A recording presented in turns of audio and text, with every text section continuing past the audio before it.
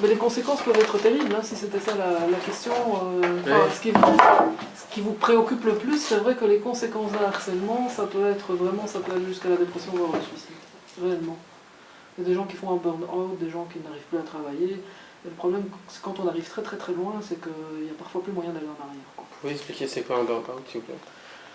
Bah, par exemple, quelqu'un qui serait harcelé, à qui on demanderait d'en faire toujours plus, mais trop en fait, et qui serait stressé tout le temps, qui serait tout le temps sous pression, bah, au bout de quelques mois ou de quelques années, on peut en arriver à un épuisement tel qu'on arrive à une situation de fatigue chronique, voilà, et on n'arrive plus jamais à récupérer comme avant.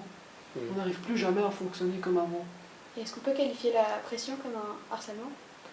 Oui. Complètement dire, oublie pas ce dossier, de façon à ce que ça devienne... maladif. Ouais.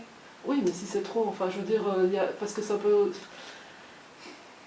C'est difficile, hein, mais la pression, oui, si c'est une pression continue, si c'est une pression qui n'est pas justifiée aussi. Bon, on peut comprendre qu'une équipe soit sous pression parce qu'il faut terminer un boulot une fois pendant un mois ou quelque chose comme ça, ok. Mais si c'est tout le temps, imaginez, hein, quelqu'un qui est tout le temps sur votre dos, est-ce que tu as fait ci, est-ce que tu as fait là, voilà.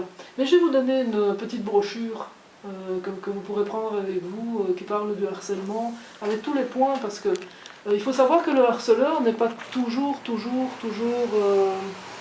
n'est pas nécessairement conscient du fait qu'il harcèle aussi. On peut être dans une situation de harcèlement, alors que le harceleur n'est même pas conscient du fait qu'il harcèle. Mais bon, le chemin qui mène à l'enfer est pavé de bonnes intentions aussi parfois. Hein. Donc, demander à quelqu'un de toujours se surpasser, il y a un moment où ça ne va plus par exemple. Ou être trop exigeant, trop à cheval. Il y a le côté répétitif aussi qui est important. C'est-à-dire que c'est des choses qui arrivent tout le temps. Ou alors le contraire.